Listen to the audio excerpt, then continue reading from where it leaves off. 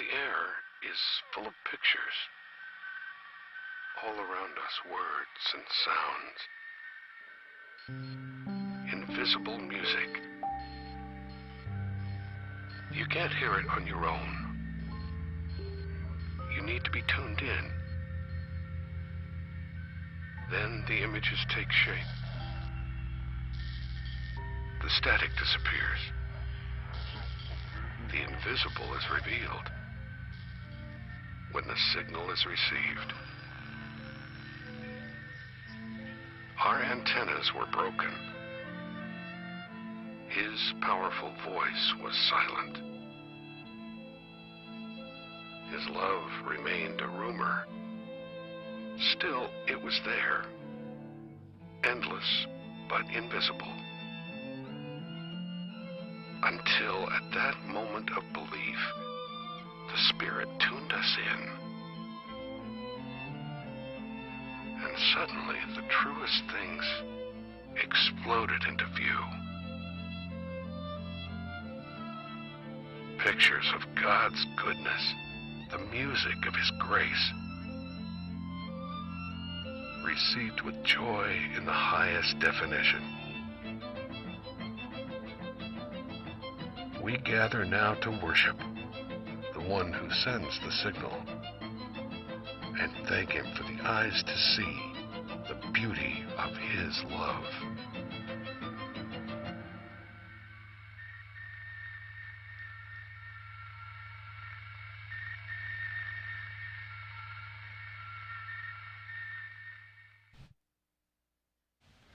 So, my wife is already mad at me about today's sermon, so it is going to be amazing. I want one Sunday to not be like marriage counseling on the stage in front of everyone and Facebook. But here we are again. That's what I love. So we are at the end. This is the last week of our Becoming You series, where we've been talking about leaning into who God has made you to be and leaning into being more and more like Christ in every aspect. So we're going to start off. We have just a bunch of Bible verses because it's so important to ask questions. And I want you to see how many times in the Bible there are questions being asked. So the first Bible verse is in Genesis.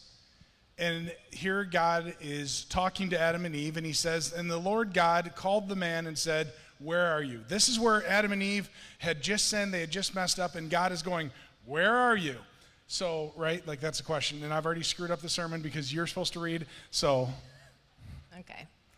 All right, the second verse comes from 1 Kings 19:9. There he came to a cave where he spent the night, but the Lord said to him, "What are you doing here, Elijah?" So I think this is amazing, and I put this one in because, right, like God knows all, he sees all, he knows everything, but yet here the first two ones we share are, yes, I'll take my water, you take your coffee. The first two ones we share are literally, what are you doing here, Elijah? Like God just reaching out, right?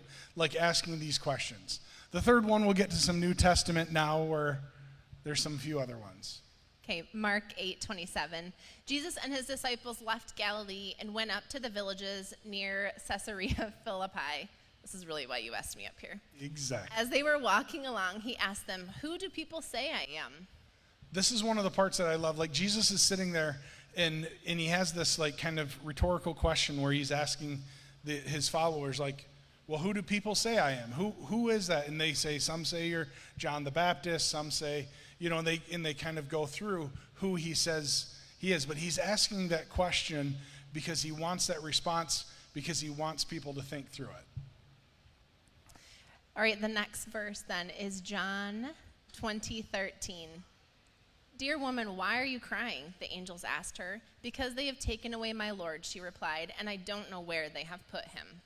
So this is after Jesus had already died, right? And Jesus has now come back and risen from the dead, and he's actually talking, or the angel saying, "Where, you know, why are you crying?" Right? Right. Mm-hmm. So, and we got one more. I'm sort of catching a theme here, but. Are you? Okay, good. That was the point. All right, John 13:7. Jesus replied, "You don't understand now what I'm doing, but someday you will."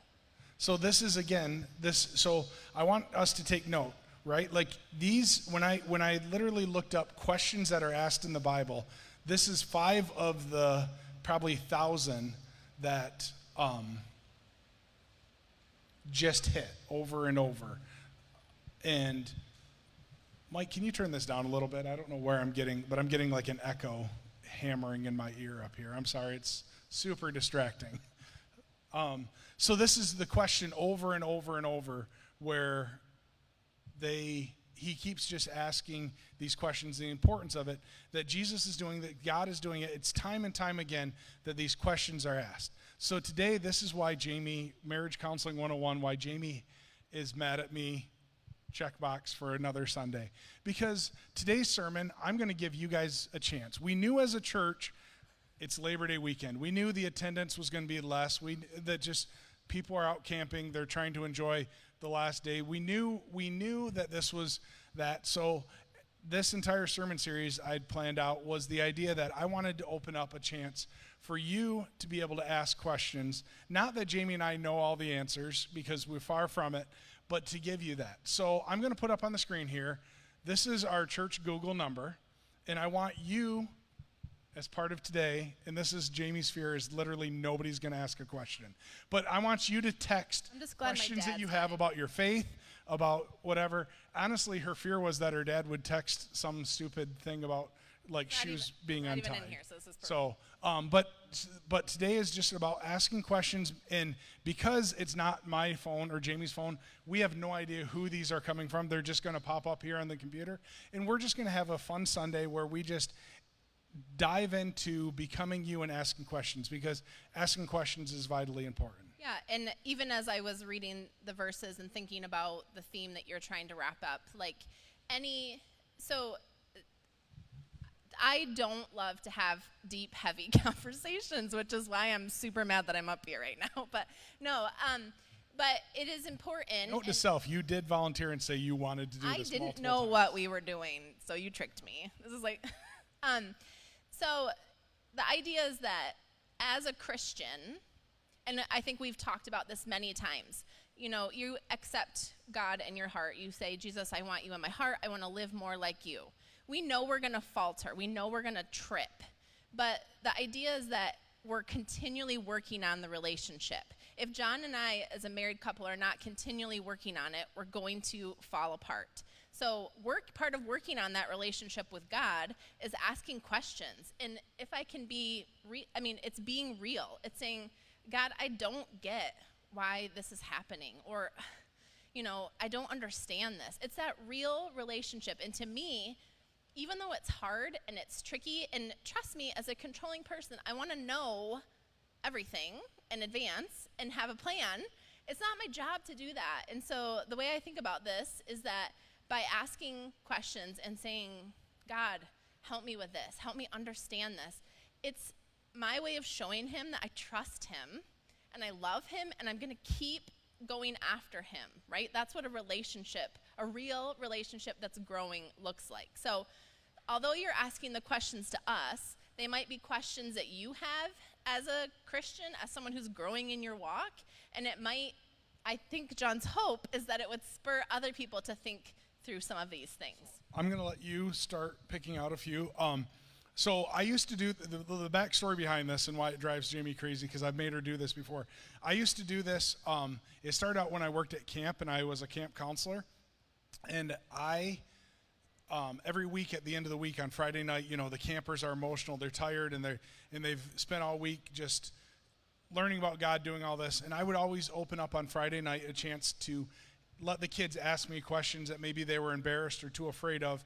And it was always, no matter how silly the question is, whatever, I'm willing to answer it, understanding that I'm not perfect, but I can do my best to do that. From there, it went to being a youth pastor, and some of you that were in youth group with me know that when we'd go away on a retreat or whatever, I would do this similar thing and have that opportunity. And one time, I drew Jamie into that when we were up at a camp up north, and she loved it so much that she was willing to do it in front of the church. So it's the importance of, again, like Jamie said, asking those questions. So I told Doing you. it for the sake of relationships. Doing it for the sake of relationship. Okay, so I think, and again, we may not get to all of the questions. They're good.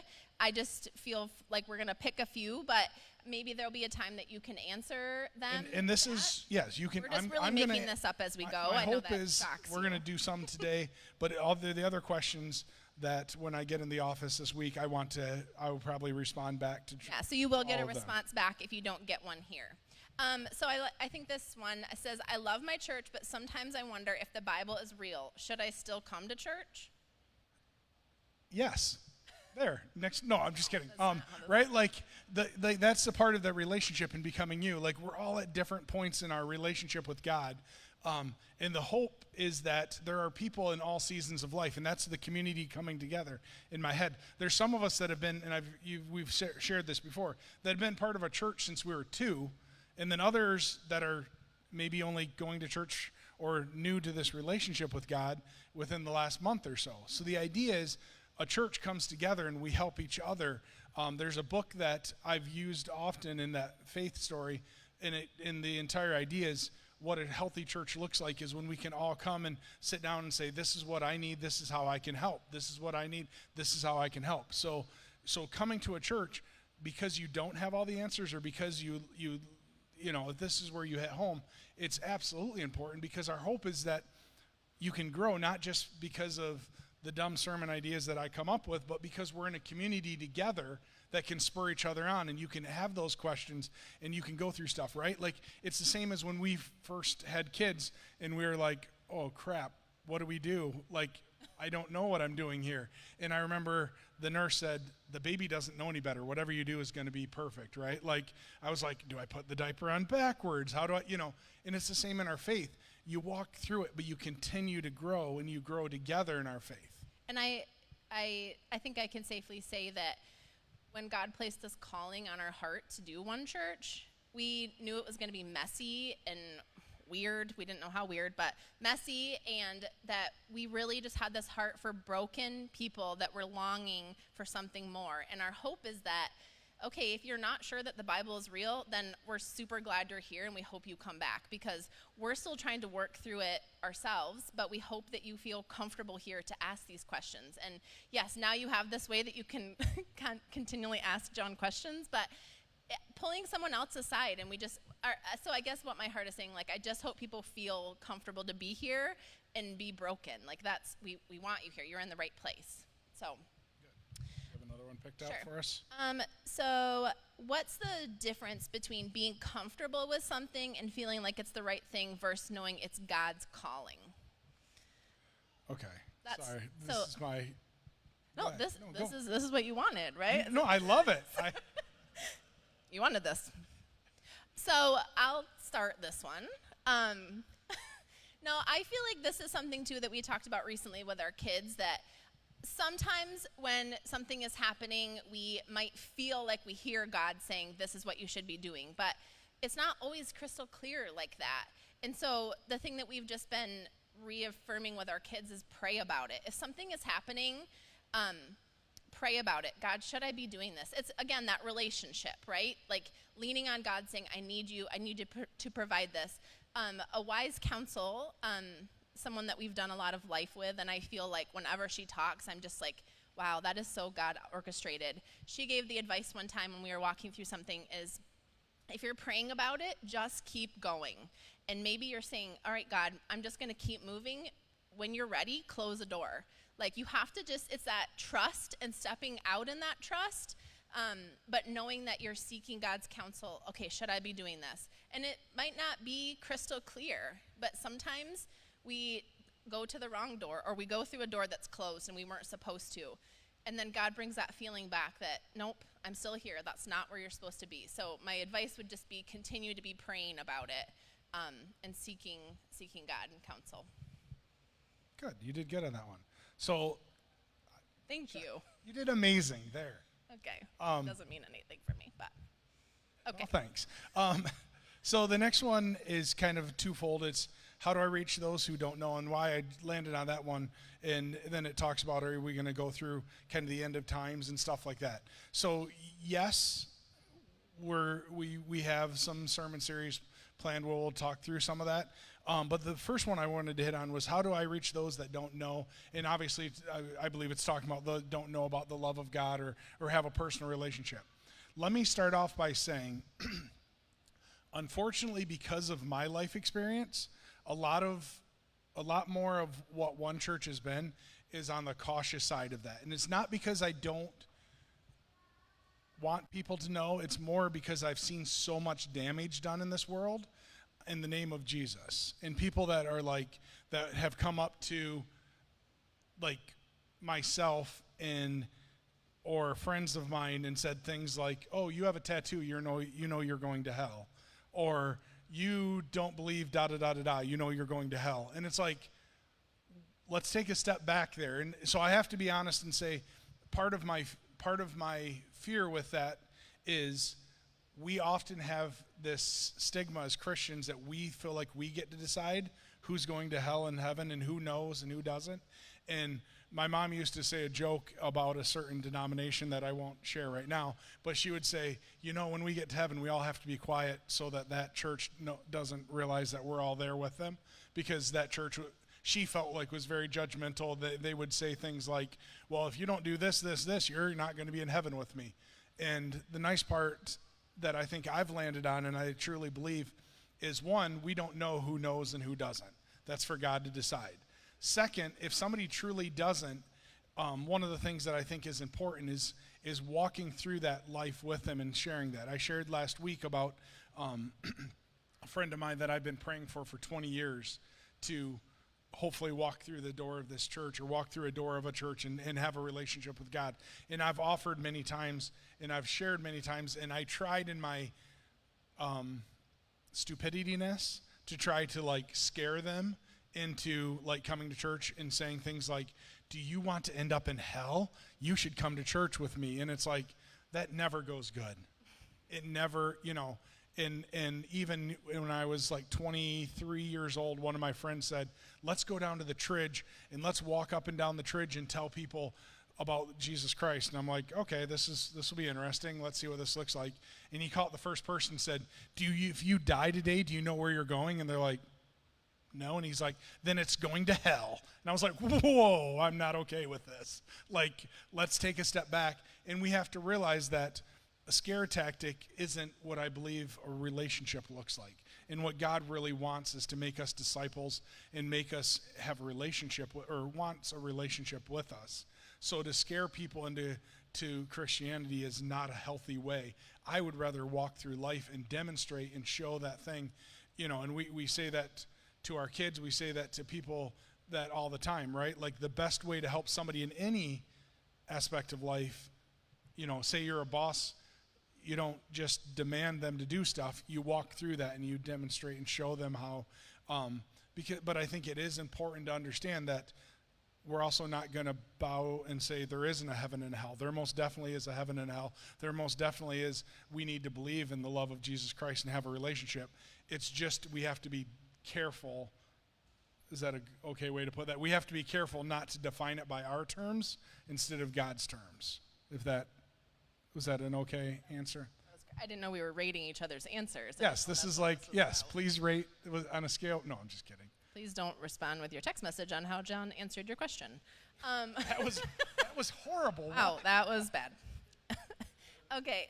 And I'm also being put on the spot, so feel free that if you can interact with me if that was whoever's question. And you want a deeper answer yes. or more personal. If they don't like what you said, they can respond back. This is and I haven't spent as much time studying to know on all this because I didn't know what they were going to be about. Again, you wanted to do this. Okay, next question. You asked for this. Okay, I like this one. I do love this. I like all of them, but I like this one. I'm also sweating profusely doing it. So how does the transformation happen from the old self to the new person that looks more like Jesus?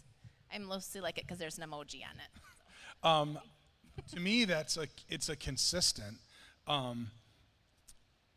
I remember years ago hearing a discussion or an argument between two Christians, and one of them said to me, well, if I'm being conformed to Christ's image and they're being conformed to Christ's image, because that's what we're called to in the Bible, is to be more and more like Christ, we're never going to reach perfection, until we get to heaven, but our goal is to continue to do that, then that should be a continual thing, right? Like it's kind of like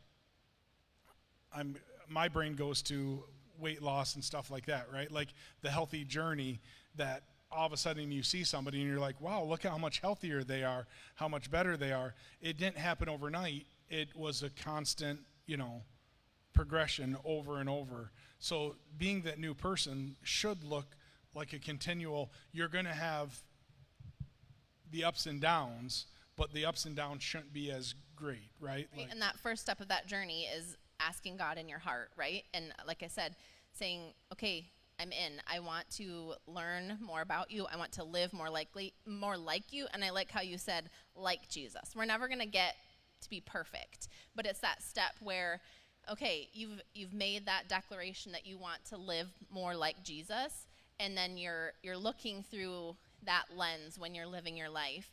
And I get to pick the questions, not you.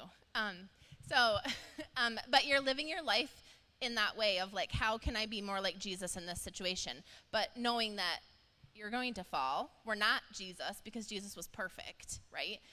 And so kind of sometimes there's a transformation that has to happen again, right? We have to walk through that again. So I think looking through the lenses, no, I'm not doing that one. So yes, our friends made it back from Jamaica safely. Thank you for those that texted that. That was a lighten the mood kind of one. You know they did? I haven't talked to them yet. Yes, they have made it back. Okay. They're back. Thanks for answering. Sorry. I didn't text that one, but thanks. Okay. I like the one about God's favorite food. No, we do not know what God's favorite food was.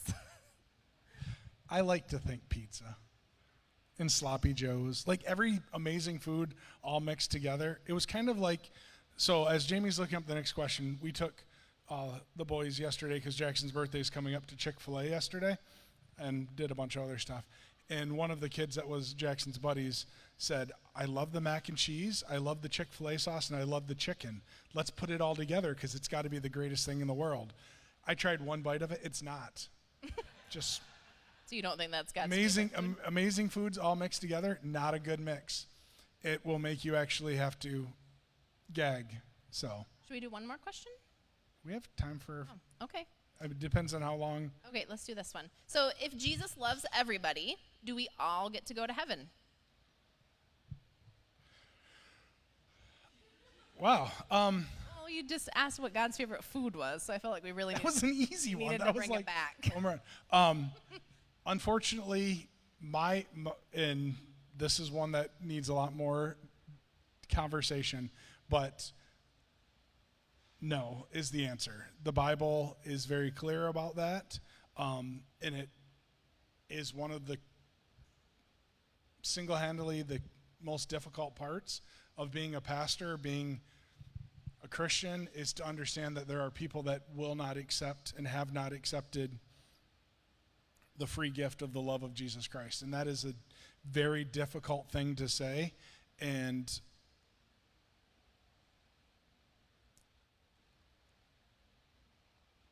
I don't understand, and I don't know what that all looks like, and I don't know if, like, you're given one last chance when you get to heaven. I don't know what that looks like. There's so many different theories, and I'm grateful that I'm not God, and I don't have to make those decisions, but it is just, sorry, I'm getting emotional.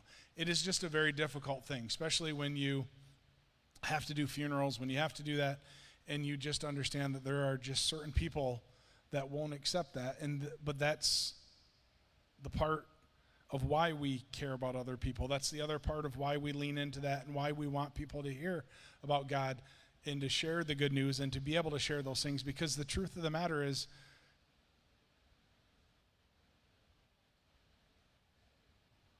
people just won't accept, and people and for whatever reason and however that looks like, and that's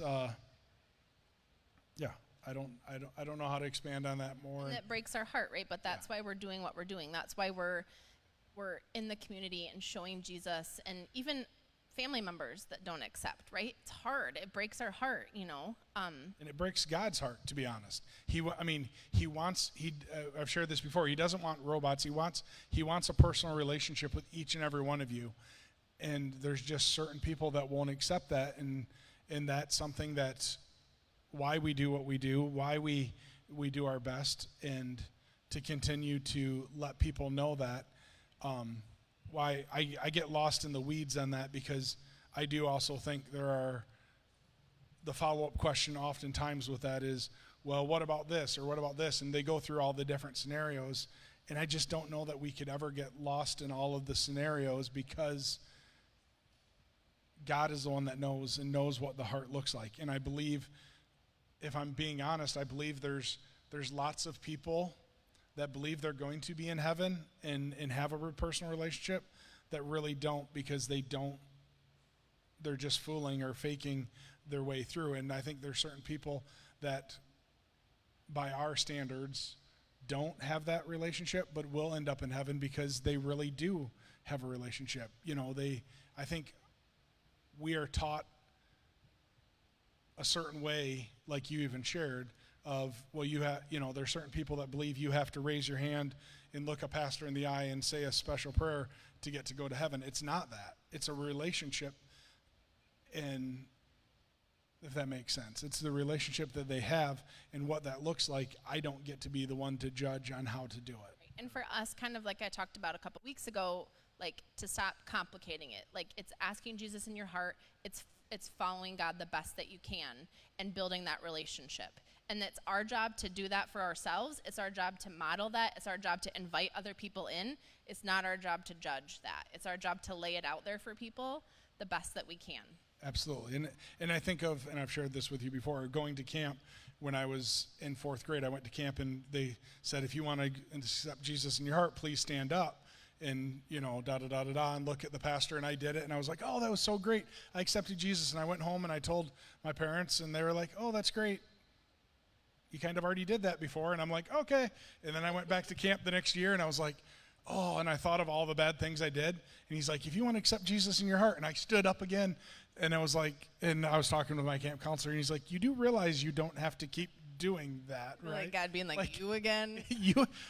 But in some ways that's what it is. It's a consistent accepting. It's a daily battle to keep accepting Christ in your heart. It doesn't look like just because I raise my hand one time at church camp, I'm good. It's about the relationship, I guess, is the point I'm making. Okay, do you want to do this one? Sure, we'll do one more and then. Okay, so what is the vision for One Church, say 10 years from now, with this emoji? 10 years from now. It's hard because it's like, what about next week? Like, you know anything about John, but what do you feel like God's laid on your heart? See, I'm trying to get rid of my sarcasm because it's a legit question. So I'm like, okay, so no. I'd really love to. What do you feel like God's laid on our heart for the future? So again, as Jamie said, this is difficult from 10 years from now, because in the 2.5 to almost 3 years that since we planted One Church, it's been surviving, right? Like almost like when you have a baby, and Jamie and I have talked about this, and you're just like, I need to survive the next day. I need to survive the next day. I need to feed this baby. I need to change diapers. And you're not really thinking about like college, what college this baby's going to go to at that point. Jamie did. I did not. I went, when am I going to get a nap next? And so One Church, I think, is a lot of, within the next 10 years, I'm excited for what God's going to do. I'm excited. The vision that I would love to see this church continue to lean into is wherever we are, whether it's this very building or wherever we end up as our forever home or for more, whatever, that we have more space that can be for the community so that it can be an invitation for people to come into. But I think growing what we do and doing well, this vision of what God put, and if you've missed this before, that both God put this vision of One Church on Jamie and I individually, and then it kind of went, oh, okay, let's do this, and we combined. And I think having and multiplying that, I guess is the word that I would want to use, is that we continue to be a church that is stupid crazy in reaching our community, that continues to be welcoming and growing and being a spot where people can wrestle with their faith and wrestle with what it is that God has for them, and that they will continue to grow.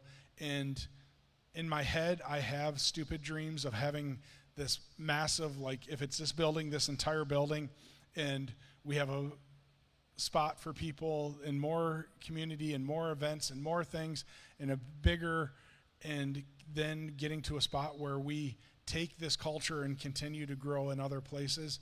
But all of that to be said, that if we continue to honor God and reach out and lean into what he has for us, I think 10 years from now, I'm excited to see. But the biggest thing that I really want to hit with this is I have dreams that could be many. It's kind of like a spider web. I have many dreams that could go different ways with this.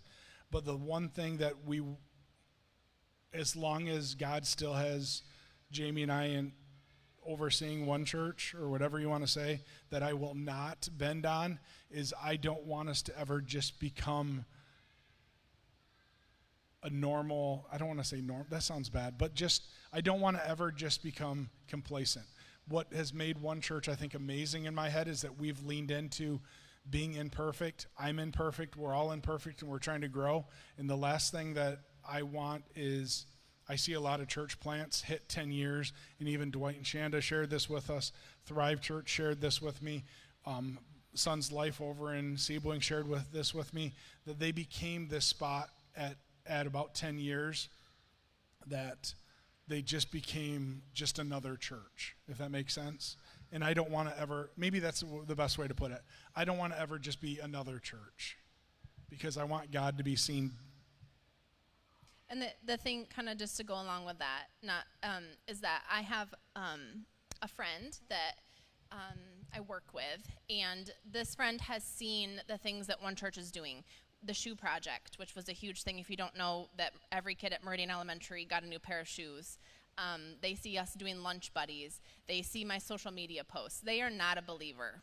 And she has said to me multiple times, you know what, church is not for me. But if I was going to go to church, I'd go to One Church. And to me, like, in my head, I'm like, okay, I'm going to, like, keep praying for her, obviously. But the idea that we are known in the community and known as people that love Jesus and are going to love the least, that's what makes me happy, that we're in God's will. We're doing those things within our community, that people know that when things get tough, they know where they can come, and they're going to feel loved, and they're going to feel welcomed. So to me, I want to just keep that culture, that it's going to be messy, but you know what? When you walk through those doors, or when you reach out to John and I, like, you are going to be loved, and you are going to be given a space where we can grow together in our relationship. So that just is kind of the culture that I want to keep. You didn't ask me, but I was just giving my input. So we're going to close in prayer, because we should. There are lots of questions. I will most definitely get to them. There are some really good ones that make me smile and laugh, and also make me think a lot. But as I shared, please understand and lean into know the fact that it's not the easiest to just read questions and answer. So if I misspoke, may God protect the words that came out of my mouth, because that was the prayer we said before this. And please have those conversations. If you disagree with something, feel free to use this. I'm looking forward to responding to a lot of these this week. And just thank you for leaning into another one of my dumb ideas. You're welcome, but don't do it again. It was to everybody out here, not you. Sorry. So let's pray. Dear Heavenly Father, thank you so much for today. Thank you for a chance to answer some of these tough questions that we have. God, I just pray that you will be with us in this season, be with us in this time of these questions that we may be having, and help us lean deeper into you, reach more for you and what you would have for us, God. I just pray that you will continue to be with us, provide those answers, and just help us continue to grow and be more like you in all of our days. It's in your name, amen.